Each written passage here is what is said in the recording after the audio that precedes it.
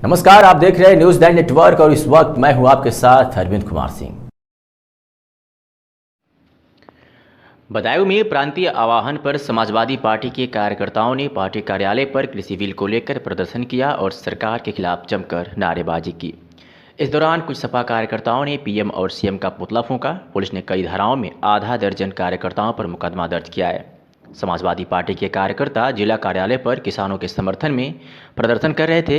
सपा कार्यालय को पुलिस ने चारों तरफ से घेर लिया था। इससे नाराज होकर सपा कार्यकर्ताओं ने पीएम और सीएम का पुतला दहन किया।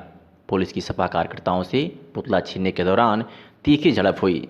सपा कार्यकर्ताओं ने सरकार और प्रशासन की तानाशाही बताते हुए कई वीडियो सोशल मीडिया पर अलग अलग लोगों द्वारा वायरल किए गए। पुलिस ने उच्च अधिकारियों के आदेश पर सपा के आधा दर्जन कार्यकर्ताओं पर कई धाराओं में मुकदमा दर्ज किया है। तो हम लोग, हमारे राष्ट्रीय अध्यक्ष जी का आह्वान है कि किसानों का समर्थन करना है, लेकिन हमारी भावनाएं उनके साथ हैं। जिस तरीके से विरोध करना पड़ेगा, हम किसानों के साथ उस तरीके से विरोध करने को तैयार हैं।